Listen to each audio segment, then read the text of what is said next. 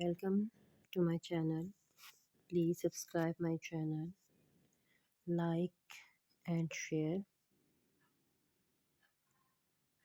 Novel 3 Part 16.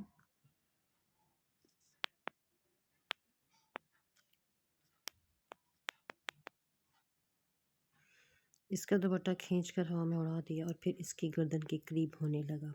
इसकी बात के अलावा इस हरकत पर ईशा खींचकर थप्पड़ मारने लगी।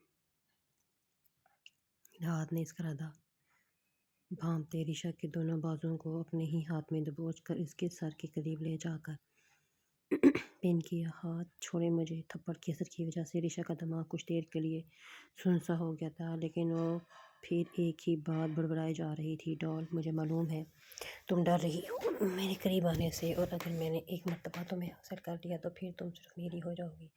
अरमान को भूल जाओगी तो मेरे साथ हंसी खुशी ज़िंदगी गुजारोगी। हाथ ऋषा को देखता हुआ बोला। वहीं ऋषा हाथ की ग्रिप्स में मजबूती से जकड़े हुए थी और थप्पड़ की वजह से इसके होंठ के किनारे से भी खून निकल रहा था।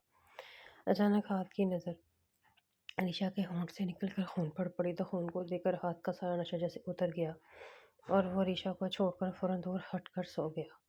डॉल, मुझे माफ़ कर दो। ये क्या कर दिया मैंने? तुम्हारा खून निकल रहा है, वो भी मेरी वजह से। मैंने तुम पर हाथ उठाया। I am sorry doll. हाथ को खुद से दूर होता देख ऋषा ने भी सुख का सांस लिया और दूसरी तरफ करवट लेकर सो गई। डॉल, बहुत बुरा हूँ मैं ना। हाथ उठकर बैठ गया और ऋषा को ख़त्म किया। मैं मारता हूँ लोगों को, बहुत बुरा हूँ, लेकिन जिससे मिनाल ने शादी की है ना, वो क्या बहुत अच्छा इंसान है? इसके पीछे लगकर इसने अपने भाई को इतना कुछ कह दिया। तुम भी तो ऐसा ही समझती हो ना मुझे? मेरी क्या गलती है डॉल? मैं ऐसा किस वजह से बना, कोई जानता ही नहीं। नहीं ना, फिर मुझे क्यों बुरा ठहराया जाता है? मैं 7 साल का था और माँ सिर्फ 3 बरस की। हमारी माँ हमें छोड़कर चली गई और बाप को लकवा मार गया। तब कैसे पालता मैं अपनी बहन को? 7 साल का बच्चा क्या करता? कैसे अपने बाप के लिए दवाइयाँ लाता? कोई शौक से गुनाह नहीं करता। ऋषा की अब आंखें नम हो गईं। हाथ को यूं दुखी देखकर, तुम्हें देखकर मुझे भी एहसास हुआ जीने का। तुम्हें देखकर मेरे दिल में ख्वाहिश पैदा हुई कि पूरी उम्र तो दूसरों के लिए जीता रहा, अब अपने लिए भी जीऊँ। लेकिन तुम भी वैसे निकली डॉल। ये बात मैं क्यों भूल गया कि जिनकी किस्मत में कोई खुश लिखी ना हो तो कोई ज़बरदस्ती इसे हासिल नहीं कर सकता। हाथ मुसलसल हुए जा रहा था। आहिस्ता से चलती हुई ऋषा हाथ के पास आई और ज़मीन पर बैठकर हाथ के गाल पर अपना एक हाथ रखकर इसे चुकराने लगी। तब हाथ ने इसके हाथ की हथेली को अपने लबों से छुआ। दुनिया में कोई सी तकलीफ नहीं डॉल जो हाथ अली की आंखों में आंसू ले आए, लेकिन सिर्फ तुम और मिनाल, जो मेरी ज़िंदगी में सबसे ज़्यादा अहमियत रखती हैं, इनकी बातें मुझे तकलीफ़ देती हैं, इतनी कि मैं बर्दाश्त से बाहर हो जाती है। हाथ की बात पर ऋषा हैरानगी से इसे देखने लगी। वो हाथ के लिए इतनी अहमियत रखती है, शायद इससे बात से वो बेखबर थी। हाथ ऋषा की गोद में सर रख कर लेट गया और कुछ ही देर में नींद की वादियों में चला गया और ऋषि वहीं बैठे बैठे सो गई। कियान जब सुबह उठा तो मिनाल इसके पास ही बैठी थी। शायद वो इसके जागने का इंतज़ार कर रही थी। जो इसे आंखें खोलता देख मजीद इसके करीब हुई। कियान, आप उठ के चाय लेकर आऊँ आपके लिए? कोई ज़रूरत नहीं कियान, कल आपने बहुत ज़्यादा ड्रिंक की हुई थी। आप कब तक मेरे भाई की गलती की सज़ा मुझे देंगे? मैंने अपने भाई से सारे रिश्ते तो तोड़ दिए हैं, अब तो आप मुझे माफ़ कर दें। कियान कुछ भी बोले बगैर वॉशरूम में चला गया और मिनाल की की तरफ बढ़ गई कियान के लिए नाश्ता बनाने। डॉल, आज हम घर जा रहे हैं, तुम अपना सामान पैक कर लो, मैं भी आ रहा हूँ। डॉल, चलो जल्दी, काफ़ी देर हो चुकी है यार, मुझे और भी बहुत काम है। अरीशा को अपना बैग उठाकर इसमें ढेर सारी चीज़ें डालते देख हाथ बेज़ारिया से बोला। हाथ, बस 2 मिनट में अपना मोबाइल उठा लो। आखिरकार अपना बैग फुल भर कर ऋषा कमरे से बाहर निकली। हाथ के साथ चली आई। अब चलें यार, क्या ज़रूरत थी इतना ज़्यादा तैयार होने की? घर जा रहे हैं हम, मैं हर वक्त तैयार होकर ही रहती हूँ। हाथ, अच्छा जी, तो रात को फिर भूतनी क्यों बनती हो? पता नहीं क्या कर लगाकर मुझे बेचारे को डरा देती हो। क्या आपने कब देखा? हैरानगी से मुंह खोले वो हाथ से सवाल करने लगी।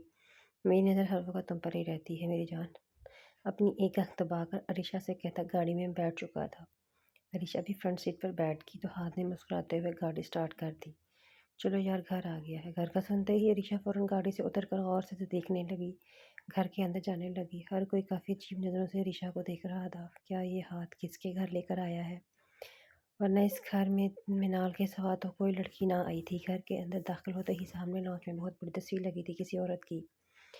اسے دیکھ کر ریشا کچھ دیر پلکیں نہ جھپکا سکی اور پھر ہاتھ کو دیکھنے لگی۔ یہ کون ہے اتنی خوبصورت لڑکی؟ یہ میری ماں ہے۔ میں گھر دیکھ لوں؟ ہاں دیکھ لو، تمہارا ہی ہے۔ ہاتھ کی اجازت دینے پر ریشا پورا گھر کو گھوم پھر کر دیکھنے لگی اور ہاتھ وہیں لانچ میں کھڑا سوچنے لگا کہ ریشا مجھ سے اتنے اچھے طریقے سے بات کر رہی ہے، کچھ تو چھپا رہی ہے۔ اصل میں گھر کو دیکھنے کے بہانے وہ اپنا اصل مقصد پورا کرنا چاہتی تھی۔ یہاں پر فون تو ہوگا، ارمان کو کال کر لیتی ہوں وہاں سے۔ سوری ہاتھ، لیکن میں تمہارے ساتھ نہیں رہ پاؤں گی کیونکہ تمہاری اور میری سوچ الگ ہے، ہمارے راستے بھی۔ تم کسی ایسی لڑکی سے شادی کر لینا جو تمہارے جیسی ہو، جس سے تمہارے برے کاموں سے کوئی فرق نہ پڑتا ہو۔ یہاں پر لینڈ لائن نمبر تو ہوگا، اسی سے کال کر لیتی ہوں ارمان کو۔ وہاں کمرے میں اسے لینڈ لائن نظر آیا تو وہاں چلی گئی۔ شاید وہ ہاتھ کے والد کا کمرہ تھا، اس سے پہلے کہ وہ کال کرتی ہاتھ وہاں آ گیا۔ ڈال، تم یہاں کیا کر رہی ہو؟ یہ میرے والد ہیں، بیمار ہیں، آ جاؤ میرے پیچھے، میں نے تمہیں کچھ دکھانا ہے، صرف 2 منٹ رکو۔ ڈال ایک کمرے کے قریب لے جاتے ہی ہاتھ نے ریشا کی آنکھوں پر ہاتھ رکھ دیا۔ چلو کمرے کا دروازہ کھولو۔ ہاتھ، ایسا بھی کیا ہے جو آپ ایسا کر رہی ہیں؟ ریشا نے دروازہ کھولا اور دونوں کمروں میں داخل ہوئے تو ہاتھ نے اپنا ہاتھ اس کی آنکھوں سے پیچھے کر لیا۔ ہاتھ ریشا اپنے سامنے دیکھ کر چونک گئی۔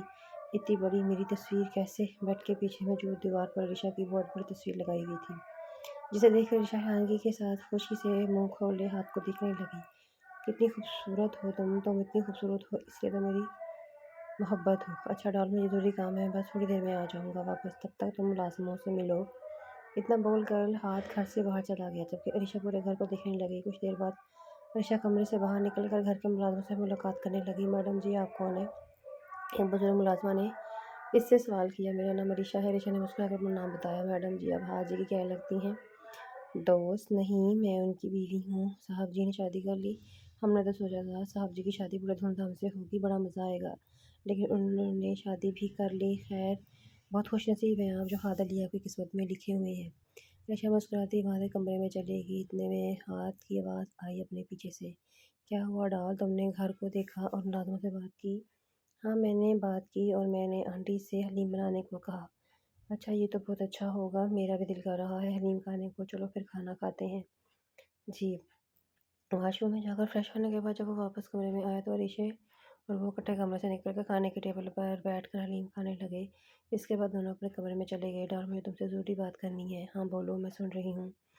اتنے میں ہاتھ کے موبائل پر کال آنے لگی اور ہاتھ کال ریسیو کرتا باہر چلا گیا۔ تھوڑی دیر بعد ہاتھ کمرے میں داخل ہوا تو ریشے کے پاس بیڈ پر آ کر بیٹھ گیا۔ یار، وہ کہنا نا کہ تم بھی اب میرے ساتھ ٹھیک ہو گئی ہو، تو تمہیں سمجھ آ گیا ہے کہ میں تمہارے لیے پرفیکٹ انسان ہوں، دل سے ایکسیپٹ کر چکی ہو مجھے، تو کیوں نہ ابھی دوری کی دیواروں کو اگر نزدیکیوں میں بڑھا لی جائیں تو۔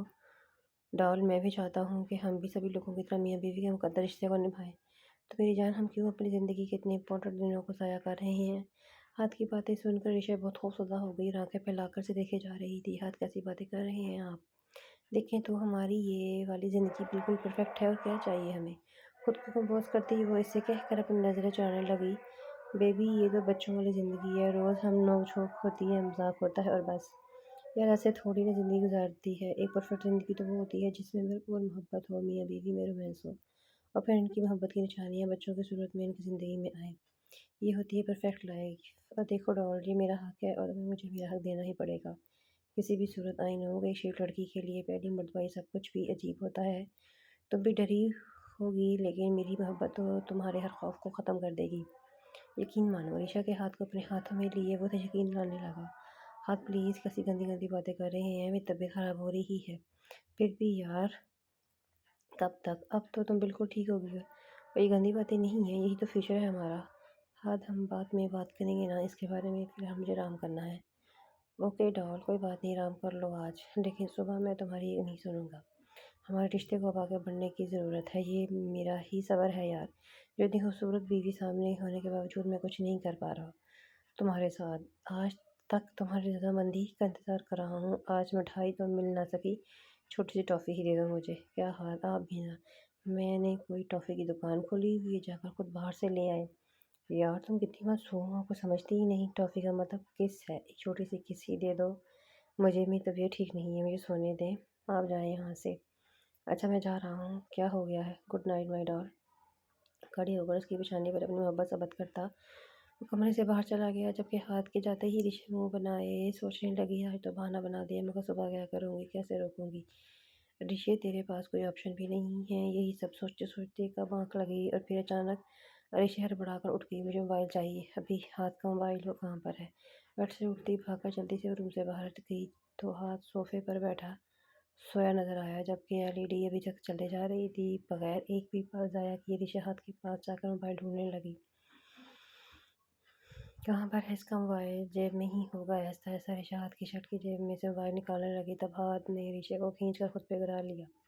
کیا کر رہی تھی تم؟ ہاتھ تم آپ تو سوئے ہوئے ہیں نا؟ میں سوتے ہوئے بھی جاگتا ہوں، ہر چیز کی خبر ہوتی ہے مجھے۔ تم بتاؤ موبائل کا کیا کرنا ہے؟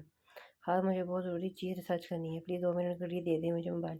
رشی تو بقاعدہ منتیں کرنے لگی، میری نیند تم نے خراب کی ہے تو بدلے میں مجھے۔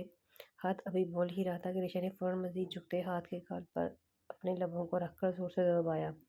کتنی دیر تک وہ اس عمل کو دہراتی رہی اور اس کے لبوں پر اپنے لب رکھ دیے اور بہت دیر تک کس کرتی رہی، اور پھر واپس اپنی جگہ پر آ کر ہاتھ کو دیکھنے لگی جو آنکھیں بند کیے کسی شہر میں کھو گیا تھا۔